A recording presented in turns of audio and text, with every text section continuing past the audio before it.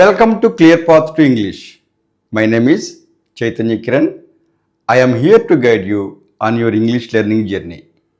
In this video, we are going to discuss stative verbs in the simple present tense. Let's begin our journey together. Simple present టెన్స్లో రెండు భాగాలను ఇంతకు ముందు చూసాం. ఈ వీడియోలో ఏ క్వైట్ మార్నింగ్ పాసేజ్ ద్వారా స్టేటివ్ వెర్బ్స్ను ఎలా ఉపయోగిస్తారో నేర్చుకుందాం.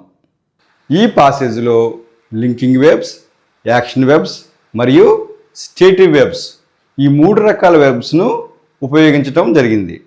ఇప్పుడు మీరు చూడబోయే పాసేజ్లో లింకింగ్ వెర్బ్స్ను గ్రీన్ కలర్లోను, యాక్షన్ వెర్బ్స్ను బ్లూ కలర్లోను, స్టేటివ్ వెర్బ్స్ను రెడ్ కలర్లోను హైలైట్ చేయడం జరిగింది.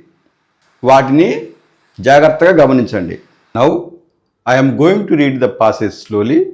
Please follow along with me. I love Sunday mornings. I do not need to wake up early. This morning is especially peaceful. From my bed, I see the sunlight through the window. I hear birds singing outside. I smell coffee coming from the kitchen. It smells wonderful. I know it tastes a little bitter. Still, I like it that way. My friend Ravi disagrees with me. He prefers tea. That does not matter to me. I believe everyone has their own taste. He thinks I spend too much on books. But books mean a lot to me. I have many books. Each one belongs to me. Building a personal library costs a lot of money, but it is worth every rupee. Through the window, the garden looks vibrant. The old mango tree appears magnificent in the morning light. This old house contains many memories, and I appreciate its warmth. I remember my childhood days clearly. I guess childhood is the best part of life. Children do not mind making mistakes.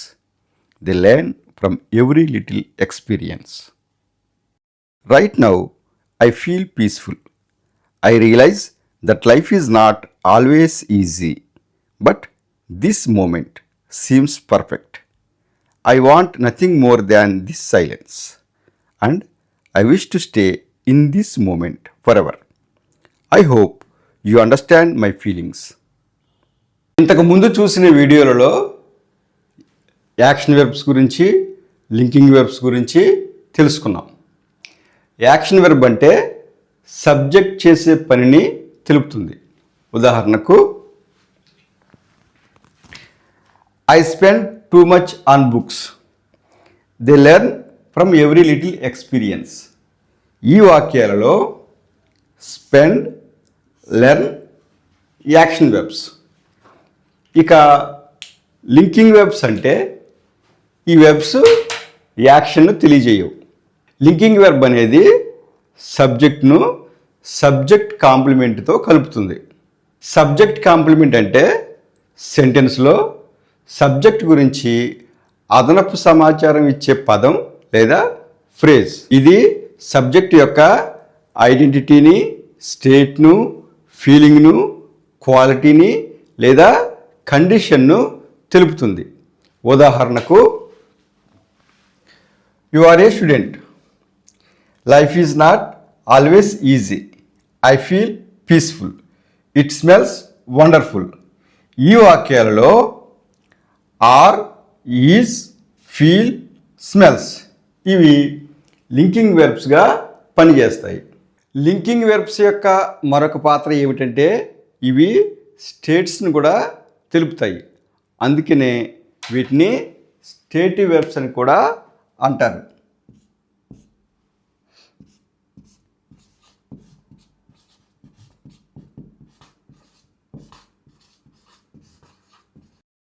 ఇప్పుడు ఇతర స్టేటివ్ verbs గురించి కూడా తెలుసుకుందాం. ఇప్పుడు చూడబోయే స్టేటివ్ verbs కూడా చర్యలను తెలియజేయవు. అవి మన ఎమోషన్స్ను, ఫీలింగ్స్ను, థాట్స్ను నాలెడ్జ్ను, ఒపీనియన్స్ను, ఓనర్షిప్ను, రిలేషన్షిప్స్ను, సెన్స్ ఎక్స్పీరియన్స్ను, ఎగ్జిస్టెన్స్ను, ఇంకా మెజర్మెంట్స్ను తెలుపుతాయి. ముందుగా మన అభిప్రాయాలు, అంచనాలు, అవగాహన, ఆలోచనలకు సంబంధించిన వెబ్స్ను ఎలా ఉపయోగిస్తారో చూద్దాం.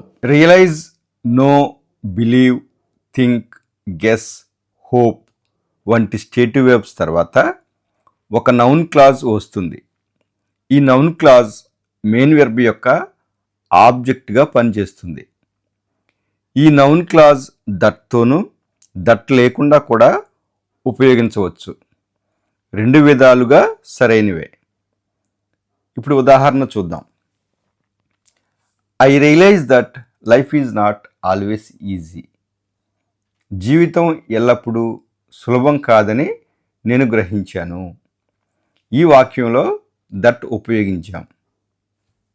ఇప్పుడు చూడబోయే వాక్యాలలో దట్ ఉండదు, గమనించండి.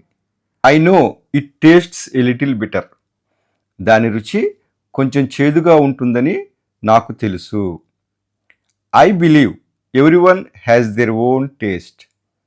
ప్రతి ఒక్కరూ తమకంటూ ఒక సొంత అభిరుచి కలిగి ఉంటారని నేను నమ్ముతాను. He thinks I spend too much on books. నేను పుస్తకాలపై ఎక్కువ ఖర్చు పెడతానని అతను అనుకుంటాడు. I guess childhood is the best part of life. జీవితంలో బాల్యమే ఉత్తమమైన దశ అని నేను అనుకుంటాను. I hope you understand my feelings. నా భావాలను మీరు అర్థం చేసుకుంటారని ఆశిస్తాను. ఈ వాక్యాలన్నిటిలోనూ దట్ ఉన్నా లేకున్నా ఒకే అర్థం వస్తుంది. మనం గమనించాల్సింది ఫార్మల్ రైటింగ్లో దట్ ఉపయోగించటం మంచిది. స్పోకెన్ ఇంగ్లీష్లో దట్ను తరచుగా తీసేస్తారు. ఇప్పుడు ఈ వాక్యాలను పరిశీలించండి. I love Sunday mornings. నాకు ఆదివారం ఉదయాలు చాలా ఇష్టం. I want nothing more than this silence. ఈ నిశ్శబ్దం తప్ప నేను ఇంకేమీ కావాలనుకోను. ఈ వాక్యాలలో లవ్, వాంట్ ఈ వెబ్స్ సబ్జెక్ట్ యొక్క ఎమోషన్ను, ఫీలింగ్ను తెలియజేస్తున్నాయి. ఇక్కడ సబ్జెక్ట్ ఐ ఉద్దేశపూర్వకంగా ఏ పని చేయడం లేదు. ఇప్పుడు ఈ వాక్యాలను పరిశీలించండి. I see the sunlight. నాకు సూర్యకాంతి కనిపిస్తోంది. I hear birds singing. నాకు పక్షులు పాడడం వినిపిస్తోంది. I smell coffee. నాకు కాఫీ వాసన వస్తోంది. ఈ వాక్యాలలో కూడా సబ్జెక్ట్ ఉద్దేశపూర్వకంగా ఏ పని చేయడం లేదు. సీ, హియర్, స్మెల్ అనే వెబ్స్ సబ్జెక్ట్ తన ఇంద్రియాల ద్వారా సహజంగా గ్రహించే అనుభూతిని తెలియజేస్తున్నాయి. ఇప్పుడు ఈ వాక్యం చూడండి. I have many books. అంటే నేను చాలా పుస్తకాలు కలిగి ఉన్నాను. ఈ వాక్యంలో సబ్జెక్ట్ ఉద్దేశపూర్వకంగా ఏ పని చేయడం లేదు. సబ్జెక్టు ఏమి కలిగి ఉన్నాడు అనేది హ్యావ్ అనే వెర్బు తెలుపుతుంది.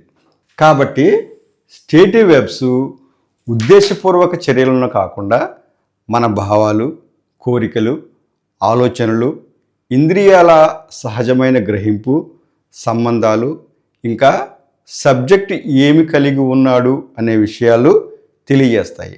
ఉద్దేశపూర్వక చర్యలను తెలపవు కాబట్టి స్టేటివ్ వెర్బ్స్ను కంటిన్యూస్ టెన్స్లో ఉపయోగించరు. అయితే కొన్ని వెర్బ్స్ ఒకటి కంటే ఎక్కువ అర్థాలను కలిగి ఉంటాయి. అర్థం మారినప్పుడు వాటి ఉపయోగం కూడా మారుతుంది. అటువంటి సందర్భాలలో వీటిని కంటిన్యూస్ టెన్స్లో ఉపయోగించవచ్చు. ఈ వాక్యాలను గమనించండి. I smell coffee. It smells wonderful. స్మెల్ను ఇక్కడ స్టేటివ్ వెర్బ్గా ఉపయోగించడం జరిగింది.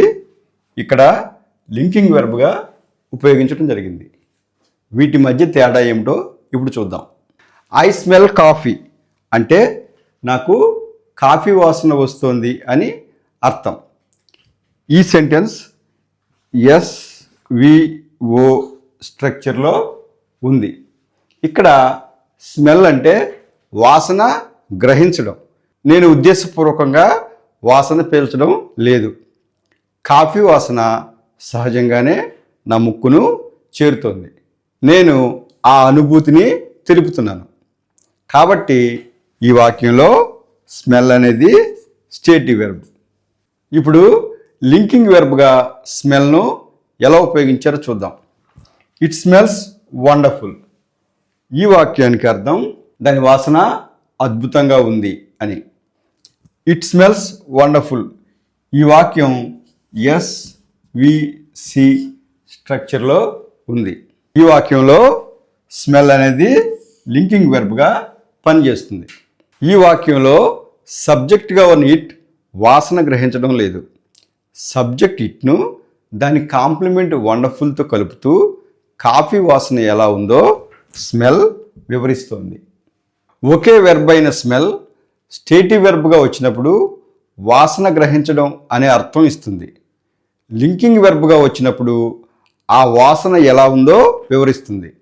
ఈ తేడాను అర్థం చేసుకుంటే మనం ఇంగ్లీష్ మాట్లాడడం సులభం అవుతుంది.